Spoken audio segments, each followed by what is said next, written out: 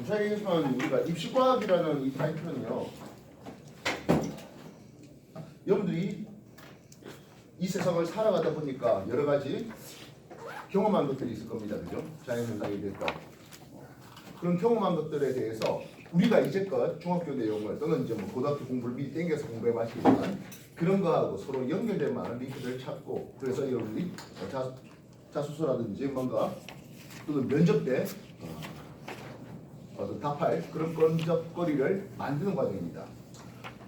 누차 말하지만 수업 끝하고 구매시켜버리면, 아니 여기서 수업이 멈춰버리면 안타까워요. 확장을 해야 된다는 얘기죠.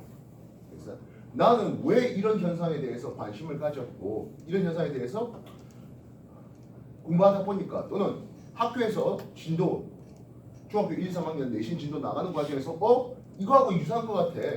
그래서 이것저것 찾아보고 연구하고 또는 주변 선생님들하고 또 의논도 나눠보고 이런 것들이 있다 하는 스토리텔링이 필요하다는 거예요.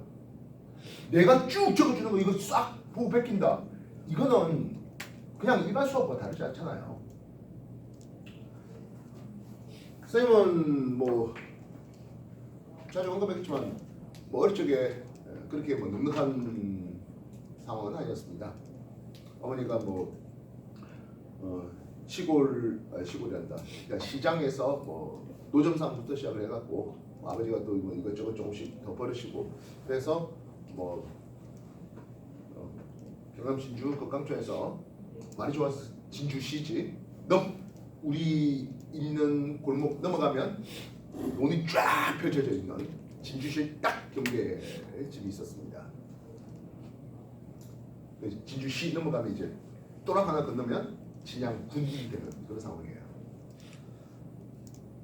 그리고 이제 뭐 어쨌든 조금씩 이제 뭐 불을 쌓는다면 좀 이상하지만 어쨌든 그렇게 해서 선생님이 고등학교 정도쯤에는 옆집에 조금 빌려가지고 과일 가게를 어머니가 이제 여셨습니다. 뭐 그러면서 이제 과일도 팔고 반찬 주식도 팔고 뭐 그랬습니다. 뭐 잘 알다시피 여러분들 계절별로 잘 나오는 과일들 잘 알잖아요. 네. 겨울철에 이제 겨울철에 뭐 귤이라든지, 이제 겨울에서 봄으로 넘어가는 과정에서 뭐 딸기도 있었겠고, 뭐 여름철에 수박도 있고, 그죠? 수박 그거 나중에 이제 내가 야간 자격수 마치고 들어오면 이제 그거 수박 큰 덩어리 해가지고 그 내가 다 집어넣고 그랬었어요.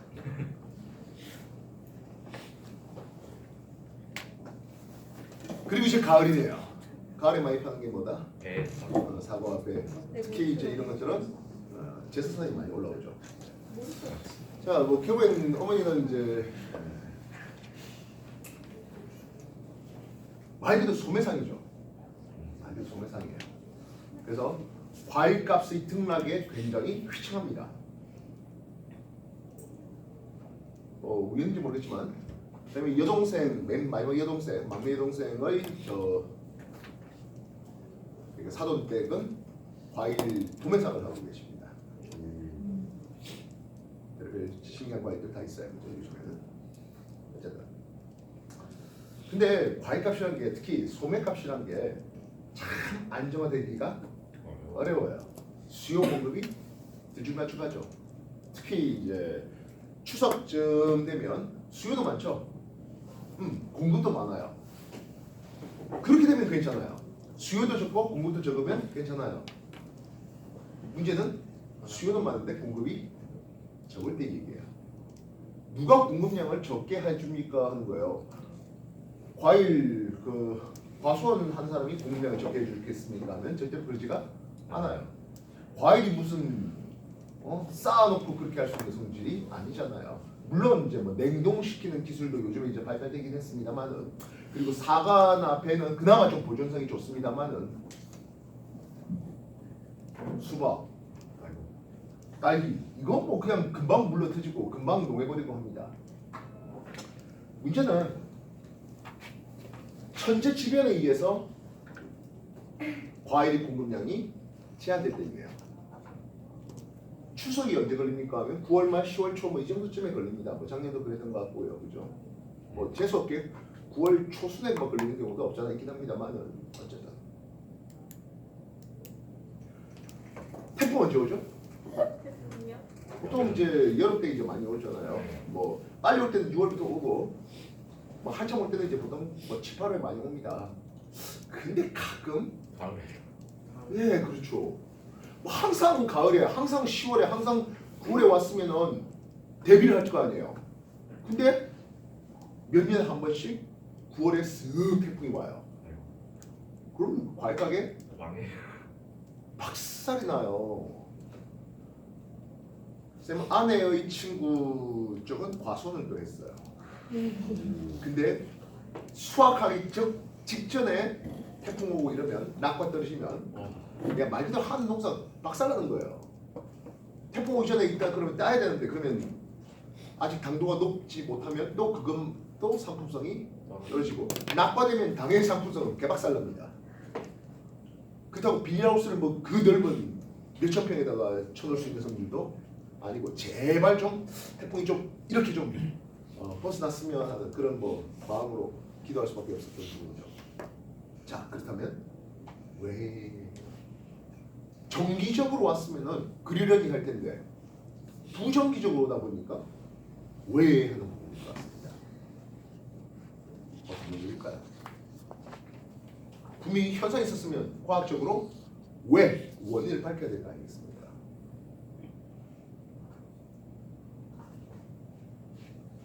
당연히 옛사람들 그걸 몰랐죠. 특히 뭐 인터넷이라든지 전 세계 뭐 정보에 대한 그런 것들이 부족했을 때는 특정 말 그대로 로컬 그 지역에서 기후 이상 기후를 겪는 거죠. 왜 갑자기 추워졌어? 왜 갑자기 더워져? 왜 갑자기 건조해졌지? 왜 비는 왜 아예 갑자기 안 와? 이런 식으로 말입니다. 엘니뇨와 라니냐 여러분들 선배들이 꽤 여러 사람들이 엘니뇨 라니냐에 대해서 연구했다, 공부했다. 참 흔한 주제입니다, 그죠?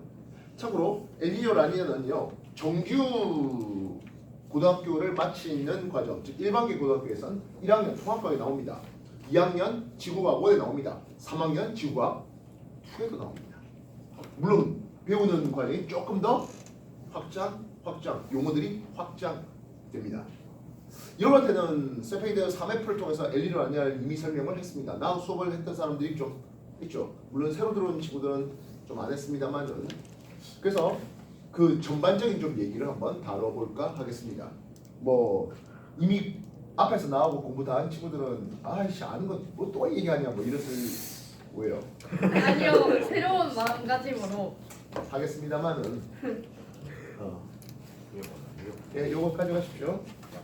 뭐 우리가 기권과 직권의 기권과 수권의 어떤 상호작용의 최종 특들을 한번 소개해볼까 하겠습니다. 지구란 놈이 구형이네요. 그죠? I0를 쓰겠습니다. 태양상수라는 놈을 씁니다. 태양상수는 지구 외권에서 단위 면적당, 단위 시간당 쏟아지는 에너지량인데요. 2 칼로리 퍼 제곱 센티미터 퍼 세컨 뭐 이런 식으로 표현되고 있습니다. 그래서 이 태양상수를 통해서 적도면에서 또는 이제 위도 30도에서 뭐 하루 동안 받는 에너지량이 얼마인지 계산하고 뭐 이런 것들이 옛날에 논술 문제에서 굉장히 자주 나왔던 내용입니다. 이 I0가 지구에 그대로 지표에 그대로 떨어지냐면 그러지 않죠. 지구의 대기의 반사 또는 지표 반사를 통해서 반사율 공부해봤을 것 같습니다. 얼마죠? 네, 30%의 반사율을 보고 있습니다. 나머지 70%가 이제 지구에 들어오게 되는데요. 그래서 지상에 떨어지는 에너지량을 제시하겠습니다. 그냥 지구 대기에 상관없이 I0가 전부 다 들어왔다면 위도별 들어오는 에너지량은 하겠네요. 당연히 저위도 적도는 단위 면적에 수직하게 들어오니까 I0를 다 봤죠. 근데 극으로 올라갈수록 고위도로 갈수록 단위 면적당 떨어지는 에너지량은 줄어듭니다. 어떻게 해요? 코사인 위도. 자, 위도 표시하시죠 이제? 네. 위도별 에너지량은 이렇네요. 그래서 위도별에 대해서 떨어지는 에너지량을 보면 있습니다. 요게 들어온 게 태양 복사 에너지량 되겠네요. 2도 제로에서 90도까지요.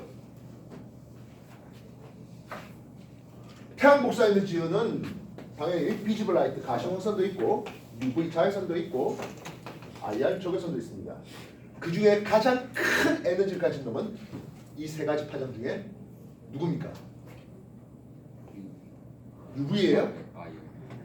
물론 UV는 광자 한 개당 에너지는 물리죠. 광자 한 개당 에너지는 큽니다만은 UV는 그렇게 많이 들어오지는 않습니다. 태양에서 오는 에너지는 이런 그림이 그려져서 노란색 광선에 가장 많은 에너지를 가진다 했습니다. 태양의 표면 온도가 약 5,800켈빈, 뭐 대충 6,000켈빈 정도 하다 보니까 거기서 낼 수 있는 에너지 맥스 파장은 노란색 광선입니다. 물리에서도 이런 얘기 했을 거예요. 람다 맥스 최대 파장은 하겠습니다. 그 표면 온도, 절대 온도에 반비례합니다. 비례상수로 뭐 알파 정도 넣으면 될 것 같네요. 이해됐어요? 그래서 태양의 온도가 얼마였기 때문에 표면 온도가 약 6,000켈빈이었기 때문에 람다 맥스가 노란색 광선을 가지게 됩니다. 태양의 표면 온도가 이것보다 현재보다 2배 더 올라간다면 노란색 파장보다 반절되는 파장으로 에너지의 람다 맥스가 올라가게 되는 것을 볼 수 있다고요. 무슨 뜻인지 알겠습니까? 그래서 만약에 태양보다 더 온도가 높은 놈이라면 이런 그림으로 람다 맥스가 펼쳐지게 됩니다. 이건 우리가 입시과학이라는 것을 맨 처음 할 때 별의 얘기들을 하면서 비례 법칙 그리고 휴대폰 보충한 법칙 이런 식으로 확장해 나갔던 것을 볼 수 있습니다. 자, 근데 말입니다. 지구란 놈은요 표면 온도가 꼴랑 300켈빈밖에 안 돼요. 실제로 300켈빈도 채 안 되죠. 지구의 평균 기온을 보통 15도씨를 잡고 있거든요. 273켈빈 더 해봐야 뭐 300켈빈에 미치지 못합니다. 그래서 지구는 이런 가시광선이라든지 자외선과 같은 파장이 짧은 단파를 내지는 못해요. 상대로 파장이 긴 장파를 내게 되는데요. 그래서 지구 안에 넣는 에너지는 이런 그림이 나옵니다. 지구 복사 에너지 말입니다. 예, 요놈은 IR 적외선 영역으로 내죠. 이해됐습니까? 그러다 보니까 위도별 에너지의 불균형을 보네요. 저위도는 태양에서 받는 에너지와 지구가 내보내는 에너지를 볼 때 저위도는 에너지가 남아요. 에너지 과잉한 지점입니다. 반면 상대적으로 고위도는 어떻습니까? 하네요. 고위도는 에너지가 부족하죠. 이해됐어요? 예, 그러다 보니까 저위도에 남는 에너지를 고위도로 수송을 시켜야 되겠군요. 뭘 통해서? 저위도에 남는 에너지를 고위도로 수송시킵니다. 두 가지 방법이 있습니다. 뭐죠? 헬라리가 헤리우스 예, 헤리우스는 있었습니다. 또 지구 대기 대수 예, 대순환이라는 이름을 쓰죠. 이 사람들이 알면 좀 말을 좀 해. 말을 좀 해. 이어서 아는 척한다 해서 저 새끼 나대네 뭐 이런 식으로 다른 주변 사람들이 생각할까 할 것 같은데 그러면 어때요? 뭐 이제 이상한가?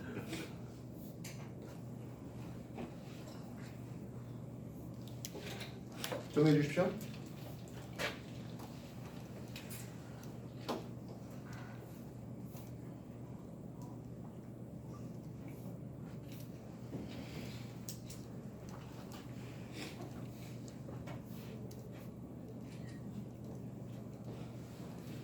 참고로 이거 우리 G1 정도 수준에서 가르치는 세페드 3F에서 소개 다 했던 거고요. 그죠? 여러분들이 천체 들어가기 직전에 한참 했습니다. 물론 천체 들어가기 직전 하니까 너무 예달이죠. 작년이에요. 그죠? 작년이에요. 새로운 친구들은 뭐 아는 사람들도 있겠고 지구와 원점도 공부하면서 아는 사람들도 있겠고 저런 게 있었나 하는 사람도 있겠습니다만 어쨌든 뭐 공부에 매진해 주십시오.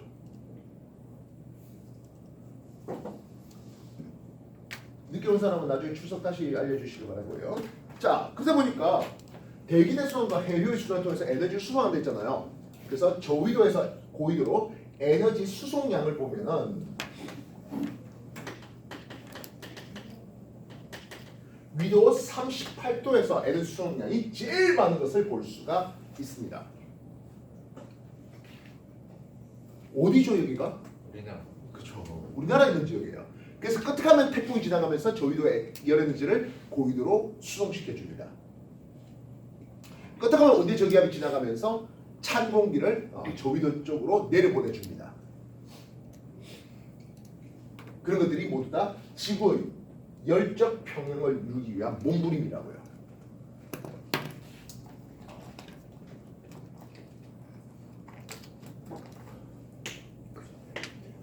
지구가 자전하지 않았다면 합니다. 지구가 자전하지 않았다면 지구의 이 에너지는 수송되지 않는다. 다시 말하면 열 교환이 일어나지 않는다. OX. X죠. 예, 저희들 남는 에너지 고위도 수송시켜 줍니다. 고위도의 찬 기운은 내려보내 줍니다. 이래서 그래서 이런 큰 대규모 수송이 일어나게 됩니다. 그리고 지상에서는 항상 북반구 기준이죠. 남반구는 그런 관심 없어요. 북반구 기준으로 항상 지면에서는 북쪽에서 오는 바람, 북풍이 불겠거든. 뭐 한다면 자전하지 않는다면 이런 모델이 나오겠거든. 특히 지표면이 매끈하게, 즉 공기가 내려오는 데 있어서 별도의 저항이 없다면 이런 식으로 바람이 불 거야라고 예상하는 사람이 헤들리입니다. 그래서 큰 헤들리 순환 하나만 있을 거야라고 생각한 게 지구가 자전하지 않았을 때 모델입니다. 그런데 지구가 자전하네요. 지구가 자전하다 보니까 이런 자전하지 않았을 때보다 훨씬 더 복잡한 모델이 나오게 됩니다. 혹시 나중에 그릴 거면 조금 큼직큼직하게 그리시면 되겠고요. 나중에 다시 한번 여러분들이 말했지만 오늘 수업하고 책 덮어버리면 여러분 노트 덮어버리면 이건 공부 헛방이에요. 이것저것 다 뒤져서 찾아라고요. 참고로 오늘 여러분한테 이 프린트를 나눠준 건 G2예요. 보시면 알겠지만 지원 정보는 이미 여러분한테 소개했기 때문에 G2의 얘기를 소개하는 겁니다. 그러니까 지원에서 소개했던 것보다 조금 더 새로운 용어 하나 더 플러스 알파 될 거라는 얘기예요. 혹시 나 이거 엘리는 아니야 나 설명해 볼래 하시는 분 조금 이따가 엘리는 아니야 할 거예요. 오늘 수업의 이제 막판 핵심은 엘리와 라니아의 어떤 비교고 그것이 결국엔 우리나라에 어떤 영향을 미치겠어 하는 그 얘기를 기억이 뭐가 있었는지는 아는데 약간 난 솔직히 그게 제일 어려웠어. 나 엘리뇨. 그막 그래프 이렇게 있으면 물이 막 이렇게 어, 흐르는데 어. 여기가 강해지면 맞아. 이거 무조건 이거 자 시작합시다. 지구가 자전하다 보니까 나타나는 아주 중요한 관성력이 생깁니다. 그 관성력을 뭐라 그럴까요? 전향. 그렇지, 전향력이라는 뜻입니다. 위도 0도와 같은 저위도 에너지가 방향합니다. 올라가네요. 상승기예요. 어디까지 갈까요? 근데 쭉 끝까지 가서 90도 끝까지 가지 못하고 위도 한 30도 내외에서 쓱 내려오는 이런 순환을 봅니다. 이 순환을 헤들리 순환이라는 이름을 쓰고 있습니다. 위도 90도 극지방인데요. 여기 차가운 공기가 냉각돼서 쓱 내려가다가 위도 60도 이내에서 쓱 다시 올라가는 이런 순환세를 봅니다. 이런 순환을 극순환이라는 이름을 써요. 그래서 이 극순환과 헤들리 순환은 열에 의한 직접 순환입니다. 직접 순환이 있다는 것은 뭐도 있다? 당연히 간접 순환이 있겠군요. 가운데 껴있는, 그래서 마치 톱니바퀴 돌듯이 같이 따라 내려가고 같이 따라 올라가는 이런 순환셀을 봅니다. 이 순환셀 이름이 페렐 순환으로서 요놈은 간접 순환인데요. 문제는 이 간접 순환이 페렐 순환이 우리나라에 있기 때문에 우리나라는 이 페렐 순환 영향, 간접 순환 영향을 가장 많이 받고 있습니다. 이해됐어요?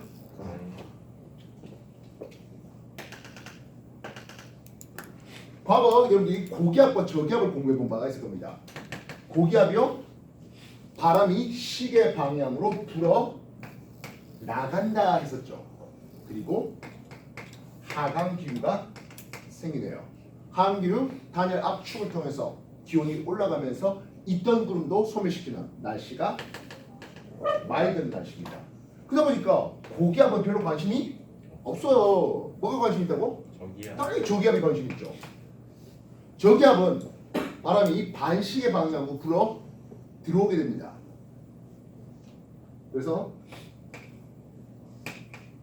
이런 식으로 써서 바람이 반시계 방향으로 불어 들어오고요. 되나요? 그리고 이후에 상승 기류를 보게 됩니다.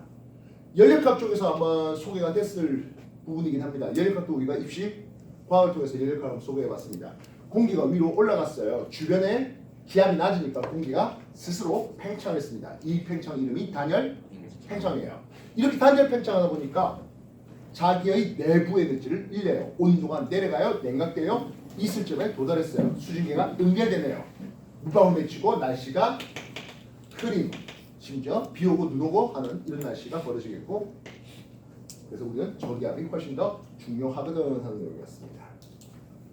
됐습니까?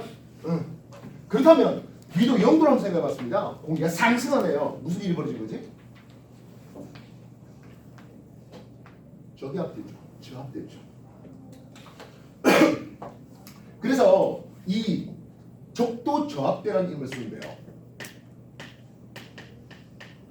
우리가 적도라는 이름을 썼을 때 우와 열사의 사막이 햇빛 쨍쨍한, 물론 햇빛이 쨍쨍합니다. 근데 그만큼 물이 증발도 많고요. 그만큼 스콜 같은 수압비도 많이 내립니다. 그래서 여기는 다우 지역이고 열대 저압대 저압대입니다. 비 많이 내립니다. 오히려 전 세계 대규모 사막, 사하라 사막이니 뭐 타클라마고 사막이니 뭐 이런 것들은 위도 30도 내외의 이 대기대수의 큰 하강기로 있는 고압대에서 생깁니다. 예전엔 이걸 중위도 고압대라는 이름을 썼습니다. 또 색깔이 요즘이 용어를 또 바꾸네요. 중위도 고압대, 이것을 이제는 아열대 고압대라는 이름으로 고쳐 부르고 있습니다. 짜죠? 그죠? 요드 하다가 아이오딘으로 바꾸. 위도 60도 인근이요 상승하죠. 저압대요? 고압대요? 60도 상승합니다. 뭐라 부를래? 저압대입니다. 이 저압대는 우리가 한대 전선대라는 이름을 썼는데요. 이 한대 전선대 이용하고 이미 한번 공부해 본 적이 있어요. 뭐 하면서 공부해 봤습니까? 응? 어린아이야. 이것들은 맨날 공부하고 나면 꿈이셔. 한대 전선대 어디서 나왔어요? 어? 기장과 전선. 예, 기장과 전선할 때. 지금 무슨 누가 오나? 화성함 하는 데 있어. 한대 전선을 하고 있습니까? 네, 해세 전선. 온대 저기압이 만들 때, 온대 저기압이라는 게 찬 공기와 따뜻한 공기 일단 서로 부딪히고 이때 잘 섞여? 잘 안 섞여. 그 잘 안 섞이는 과정에서 찬 공기가 밑에 파고들고 따뜻한 공기가 타고 오르는 그 온대 저기압이 만드는 지역이 요 한대 전선대예요. 물론 60도에 딱 맞춰서 하는 건 아니에요. 이게 파동 치면서 60보다 올라갈 때도 있고 60보다 내려갈 때도 있고 이렇게 파동합니다. 그렇게 쑥 내려오는 이 찬 공기 덩어리가 뚝 떨어져 나올 때 이때 온대 저기압이 만들어지게 됩니다. G2 내용입니다. 지원에서는 안 가르치는 겁니다. 예, 저압대입니다. 위도 90도요? 예, 그 고압대 이렇게 쓸 수 있겠습니다. 정리해 줄까요? 야, 내가 뭔가 내가 좀 가르쳤으면 좀 외우고 있어라. 어? 우와, 수업할 때마다 보면 돼.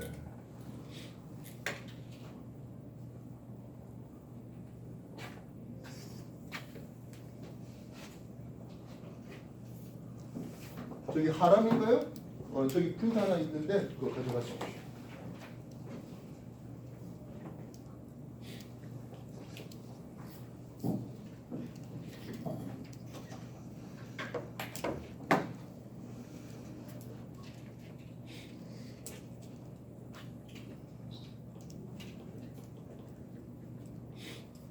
말했지만 오늘 이제 대기대수를 통해서 지구에 부는 지구 규모의 큰 바람을 생각해 볼까 하겠습니다.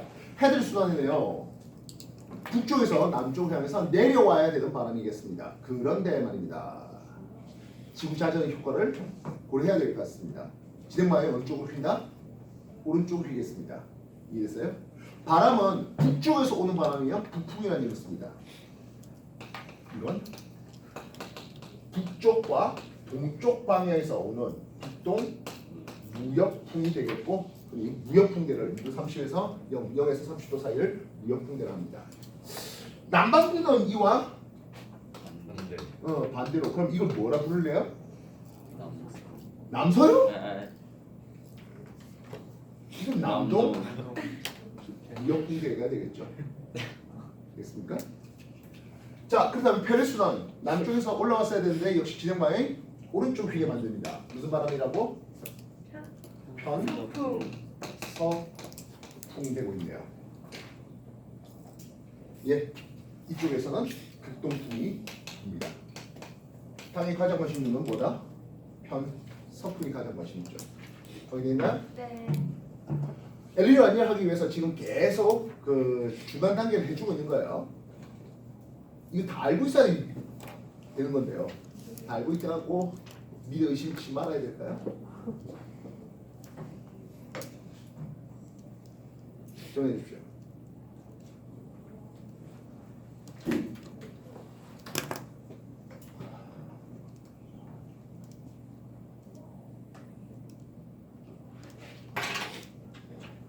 자, 익숙했으면 아마 꽤 다양한 학생들이 이 그림을 그대로 따라 그려주고 있는 것 같습니다. 중학 2학년 애들은 정말 내가 그린 대로 안 따라 그리는 경우들 많은데요. 괜찮아요? 이건 크게 해놨어요. 해드립니다. 그건 작게 해놨죠. 그랬죠. 왜요? 책이 그렇게 그려져 있으니까 이러면 안 되잖아요. 책에 보니까 해드리가 좀 높게, 극수단은 뭐 얕게, 얕다는 좀 이상하죠? 그러니까 왜 그럴까요? 자전하는 공기의 양이 자전 공기량이 좀 많다? 원심력 때문에. 그 전력력이 영향이 상공인데 여. 그 아니. 왜 이럴까요? 에너지 수송량. 참고로 이걸 오늘 배운 뒤에 쟤네들한테 노트 한번 보자 하면서 이게 그려져 있으니까 야, 이거 왜 이래? 라고 한번 슬쩍. 왜냐면 이 얘기를 쟤네들은 지난주 공부했어요. 물론 아이고. 이 두께에 대한 내용은 하나도 얘기를 안 했고요. 근데 정말 똑같이 그리더라고요. 이게 똑같이라는 말은 두께가 똑같이 말입니다. 아이고야, 누군데 똑같이 그린 사람이 있는가 봐요. 이 두께의 차이를 왜 이런 두께 차이가 나올까요?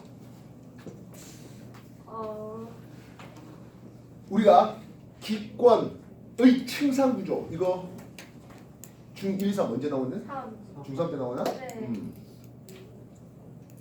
기권 층상 구조 대륙권, 중간권, 대륙권, 성층권, 중간권 그리고 열권으로 구분하는 거. 예, 중3 내신에 나옵니다. 물론 여러분하고는 꽤 옛날에 이미 다 끝장냈죠. 그지? 대륙권의 평균 두께라는 말이 나와요.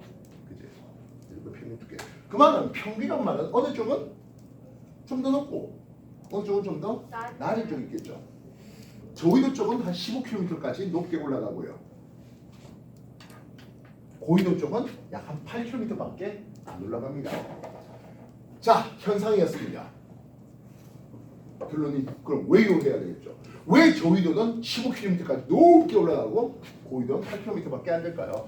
이 높이가 대륙 건계면의 높이를 조금 과장되게 그림을 그렸습니다. 저위도 쪽은 대륙 건계면의 높이가 즉 대륙의 두께가 더 두껍고 고위도 쪽은 그리지 못했어요. 왜요?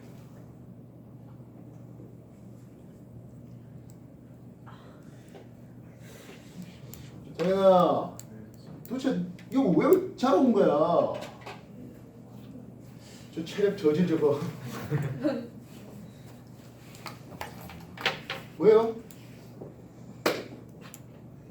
얼날이야? 얼날이야? 너무한 거 아닙니까? 새로운 친구들한테 한번 물어볼까? 아니지 이름이 뭐더라? 의영. 중3 공부했어 안 했어? 했긴 했는데 기억이 안 나요 이런 젠장을. 하나, 대륙 공개면의 높이는 저위도 쪽이 더 높습니다. 대륙거리 두께가 더 두꺼워요. 왜요? 중상도 안 해봤어요? 아니 안 했어요? 예. 차곡차곡 좀 공부해 나가야 되겠네요. 그렇죠? 어? 중력? 중력하고는 상관 전혀 없고요. 예, 뭐요? 그 온도 따라서 약간 그렇지, 온도가 중요하죠. 예. 살을 샤를이요. 대륙권에서는 위로 올라가서 고도가 높아지면 기온이 낮아진다 했잖아요. 왜 낮아져?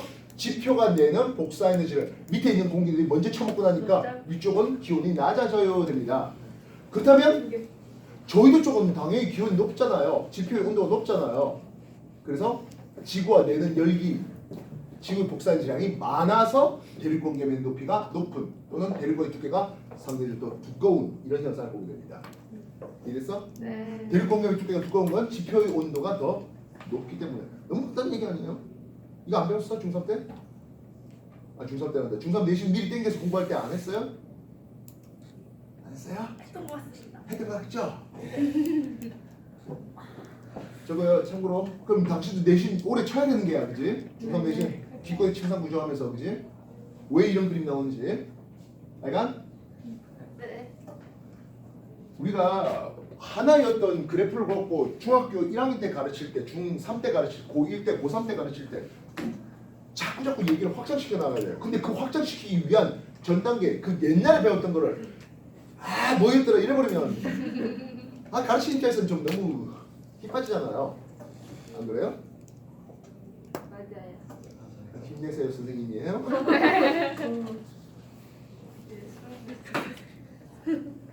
자, 이로 인해서 해수가 움직이는데요. 일단 태평양만 합시다. 원래는 해수까지 하면 대서양이라든지 남반구까지 다 소개해야 되는데 우리는 지금 엘리를 아니안 소개하기 위해서 태평양 모델만 한번 제시해 볼까 하겠습니다. 무역분이네요. 무역분이네요.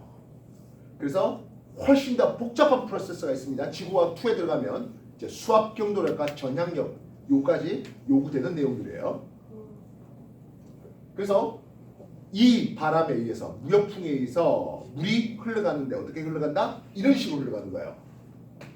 진행바의 오른쪽으로 말입니다. 이 해류의 흐름을 우리는 뭐라 부를까요?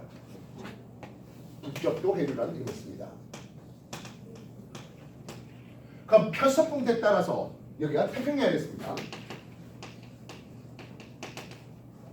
편서풍대에 따라서 물이 이렇게 갔어야 되는데 역시 진행바의 오른쪽 휘게 만드는 이 현상을 보게 되는데요. 뭐라 부른다고요? 태평양이잖아. 북반구잖아. 태평양. 그렇죠. 태평양이라고 불러요. 아니 이 사람들 이거는 중2 내신에도 나와요. 아니야? 안 나와. 안 나와요. 안 나와? 우리나라 주변만 네. 그래? 그냥 크로시오 맞아. 자, 북쪽 대륙은 쭉 갔으면 좋겠는데 아시아 대륙은 붙이네요. 위로 쓱 올라오는 해류가 있어요. 물론 이렇게 내려가는 해류도 없잖아 있습니다만은 즉 적도 순환을 이루는 해류의 순환도 있습니다만은 요 순환 아열대 순환을 이렇게 올라간 해류 이름이 있네요. 뭐예요? 크로시오. 그렇죠. 여기가 쿠로시오 해류예요. 그러니까 북태평양 해류가 역시 마찬가지 쓱 지나가다가 아메리카 대륙의 서해안 따라 부딪히면서 한대 순환으로 올라가는 것도 없잖아 있습니다만 관심 있는 건 아무래도 내려가는 요 해류 이름이 그렇죠. 캘리포니아 해류가 되고 있습니다. 확인했습니까? 네. 그래서 아열대 순환의 흐름이 어떻다고요? 시계 방향으로 흘러가고 있습니다. 남반구에는 반시계 방향이 될 것인데요. 자, 이제는 알아야 될 것 같습니다. 이제는 알아야 될 것 같습니다. 이제는 알아야 될 것 같습니다.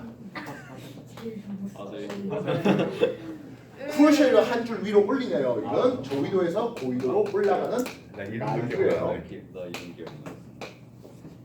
반면 캘리포니아류는 고위도에서 저위도로 내려오는 찬 한류가 되고 있습니다. 어때요? 알겠다. 기범, 네? 내가 어떤 질문할 것 같아? 두 개가 왜 그래 더 많은. 이거 검색하지 쓰는데 근데 왜 다시 혜성. 두 개가 The 왜? same question 뭐야? 그왜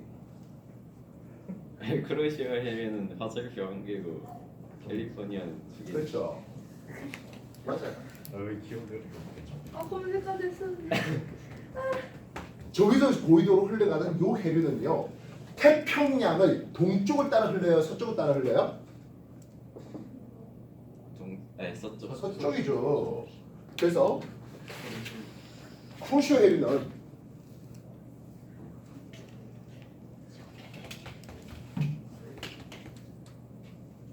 물론 크루시오 해류뿐만 아니라 멕시코 만류도 그러하겠고 오스트랄리아 해류도 그렇고 대양의 태평양의 서쪽, 대서양의 서쪽을 따라가는 서안 경계류란 뜻입니다. 이후에 수온을 보니까 저기도에서 고위도 올라가면서 좀 따뜻한 난류일 뿐입니다. 그 다음에 캘리포니아 해류라든지 카나리 해류라든지 훔볼트 해류 같은 이런 놈들은 고위도에서 저기도 내려오는데요. 얘는 태평양의 동쪽 따라 흐르네요. 대서양의 동쪽 따라 흐른다고요. 훔볼트 해류도 마찬가지겠네요. 요거를 그러면 동안 경계류라는 이름을 씁니다. 근데 지구 자전 때문에요. 전향력의 중심이 딱 가운데 있지 않고 약간 서쪽으로 치우칩니다. 이 현상을 이제 여러분한테 질문하려고 합니다. 네 글자입니다. 뭘까요? 말해 아래 예, 말하십시오. 예, 되잖아 말해. 세 번째, 네 번째 글자는 적어줄게요. 너무 아, 못 맞추면 진짜 예, 강화 현상이라는 이것입니다. 야 진짜 이건 좀 야 이거 진짜 좀 심하네. 아, 지금 세 명은 다 알고 지금 우편한테 지금 압박하는가 본데요. 홈볼트 오징어 할 때 했잖아. 공부했죠. 그것도 기억나는데 얘는 용어가 기억나요? 별 쓸데없는 건 자, 그럼 나머지 학생들 중에서 뭘 것 같습니까? 이 현상을. 예용이 들은 없었나? 애들도 있어. 난 아예 모르겠네. 호준아, 여기서 다 나와. 와 진짜 야, 심각하다. 야, 진짜 이건 진짜 심하네. 아니다. 나도 기억하는 거고. 들은 거잖아. 내가 준석, 저 받침 니은. 준석. 뭐뭐 강화 현상이라 불러요. 뭘까요? 진짜 너 진짜. 아니, 저기 위에 답이 나와 저기 있잖아. 위에 위에 답이 나와 있잖아. 하는 거 아니야? 그렇죠. 와. 진짜 준서도 아는데. 예, 이거 성한 경계를 있잖아요. 야 진짜. 뭐야 좋아.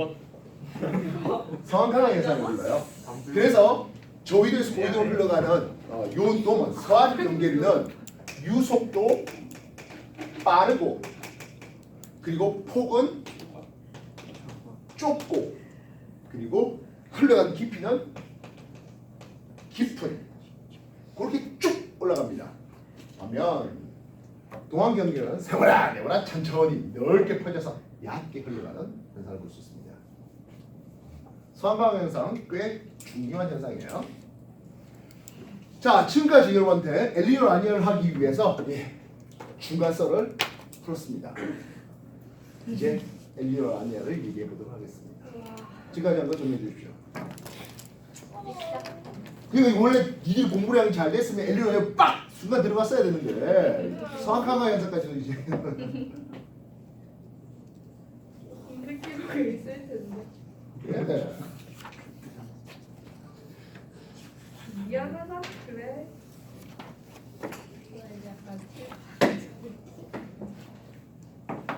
에휴.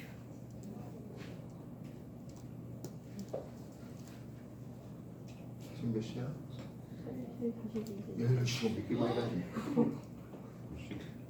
이게 진짜 아니냐고. 그 찍기만 하면 뭐합니까? 네 머릿속에 지정돼야 될 건데. 찍고 넣는 거죠. 이제 집에 가서 USB 연결해서 넣을 거예요. 머리를 색깔 보자.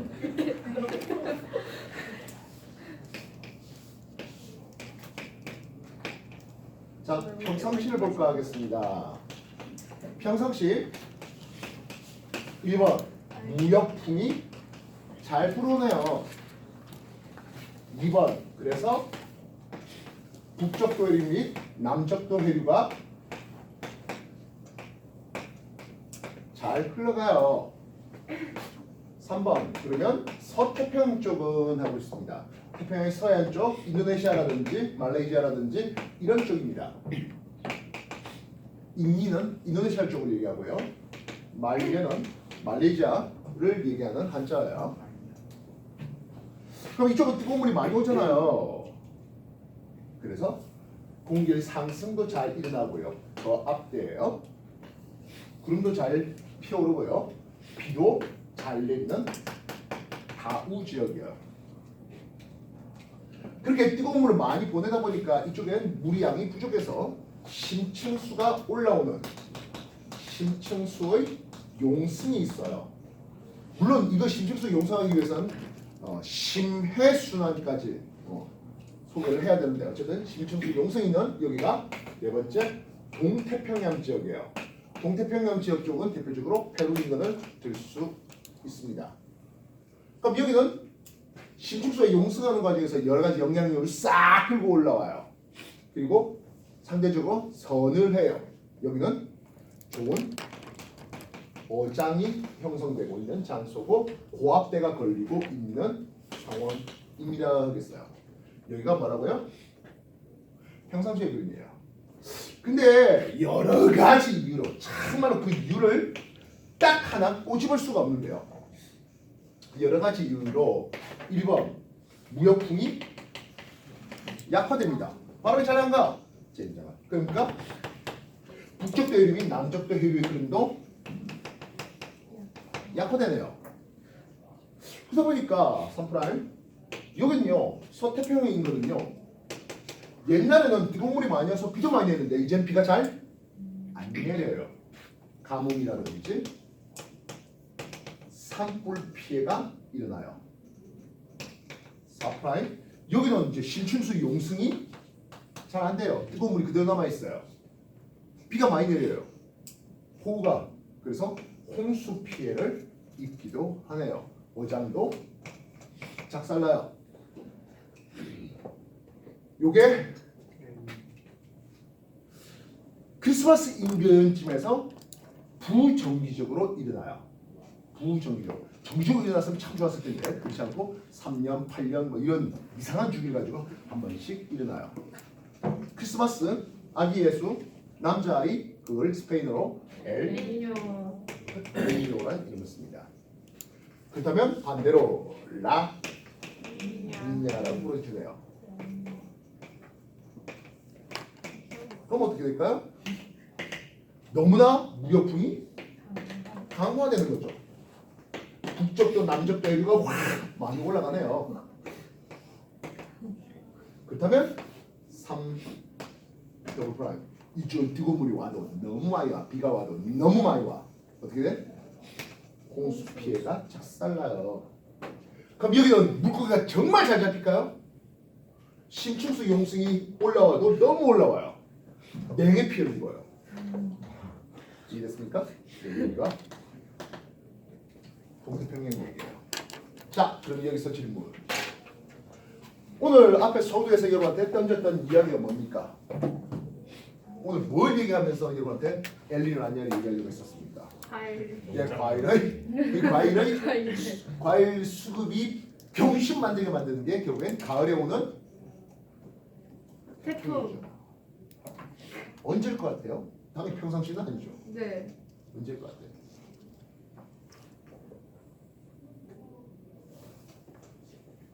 자, 먼저 퀘스천 두 중 하나죠. 엘리가 아니면 라니가 두 중 하나요. 언제일까요? 라니냐. 그렇죠. 기본적으로 우리가 이제 가을쯤 되면 북반구 해수 온도가 그렇게 높아지진 않아요. 태풍이 뭐였는데요? 해수 온도가 27도씨 이상 되는 뜨거운 해수에서 수증기 응열열을 에너지로 삼는 열대 저기압, 그게 태풍 아니겠습니까?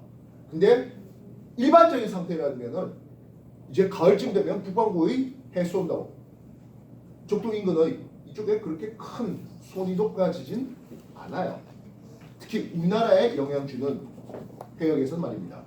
근데 이런 일이 벌어진다면 가을철에도 인도네시아, 말레이시아, 필리핀 이 인근에 뜨거운 물이 많이 모이네요. 어떤 일이 벌어진다고요? 태풍이 발생해요. 쓱 우리나라 기어오네요.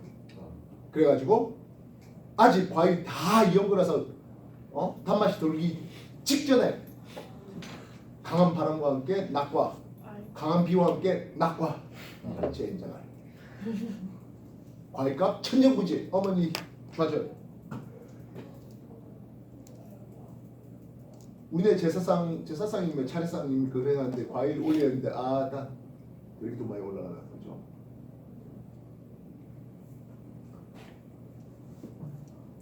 맞잖아요, 오늘 왜 이런 화두를 던졌는지 됐습니까? 네, 정리해 주십시오.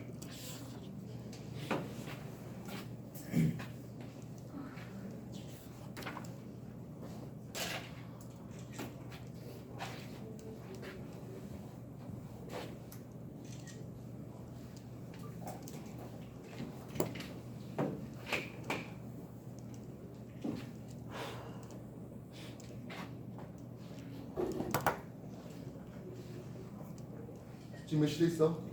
지금 50분이요. 자, 지원 수준에서 이미 여러분한테 소개했던 내용입니다. 지구가 원정도 수준에서 소개했던 내용입니다. 수온 편차라는 이름을 쓸게요 했습니다. 수온 편차. 이거 서태평양, 인도네시아 쪽의 수온 편차를 보는데 이런 그림이 그려진다 했네요. 서태평양 수온 편차가 있습니다. 서태평양 수온이 좀 더 높아졌어. 무슨 얘기야?